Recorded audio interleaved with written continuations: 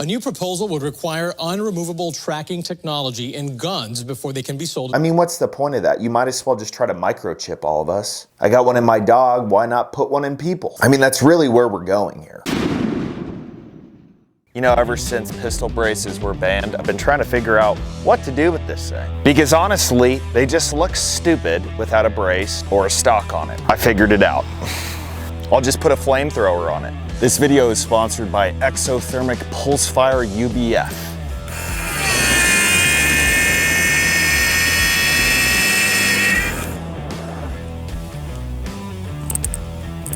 It's a hell of a lot better than a brace. Put your hands up, zombie. So clearly this thing is awesome. It shoots flames up to 30 feet in the air, it has a wind guard, and it has so many uses: controlled burns, bonfires. I'm sure y'all could think of a few more. So big thanks to Pulsefire for sponsoring this video. I'm gonna link them below the video. Go grab you one.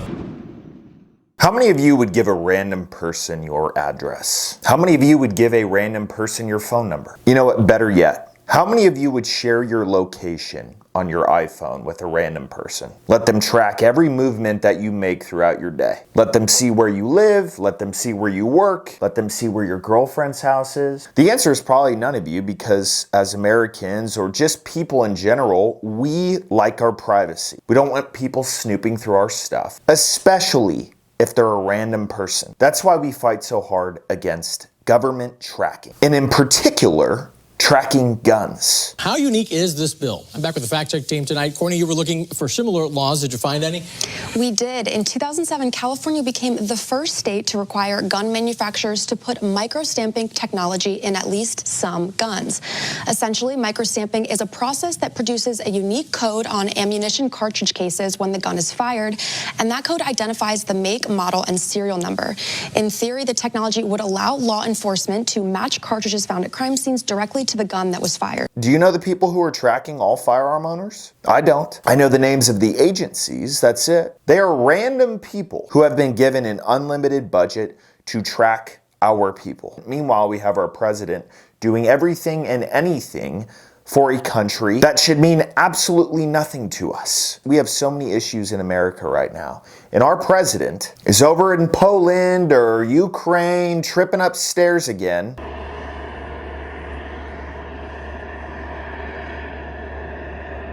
And with all the issues that we have, we are focusing this much on gun control. I have seen gun violence up close. I've looked at autopsy photographs. I've seen with my own two eyes what a bullet can do.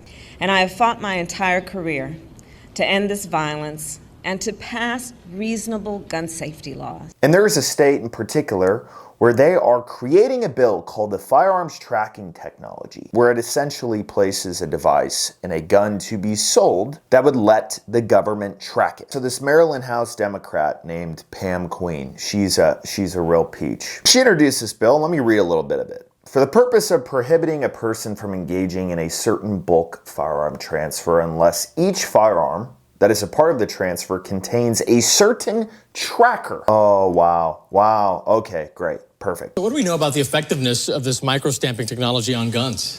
That's a tough question. According to the Firearm Industry Trade Association, it may not be very dependable.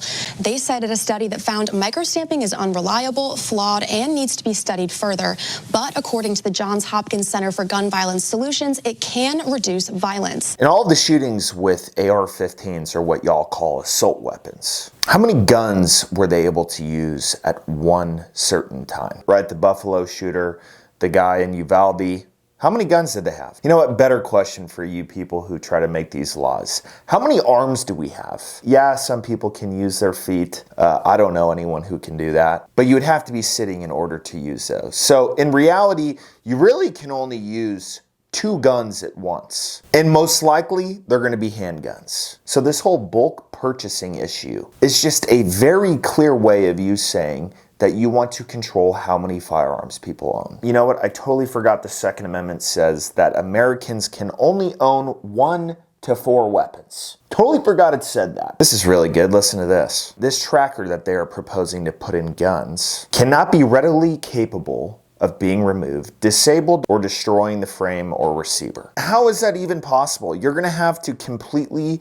recreate the infrastructure of a gun if you want it to where it will disable it if it's removed. This is my favorite part. The Secretary shall establish a database to store information about each bulk firearm transfer in the state. Oh, so why didn't you just say you don't want to illegally collect our information anymore? You just want to legally do it now. That's what's being done. We're not stupid. I honestly really doubt this is going to pass because it's going to create a huge issue in the manufacturing of guns. They're going to have to completely come up with a new game plan how they're going to create the internals of a gun. But you know, I was taught at a young age, if you really want to know what someone is about, what they value, look at their priorities. What do they focus on the most? We've got so much crap going on in the US, and all we're focusing on is guns. Total joke.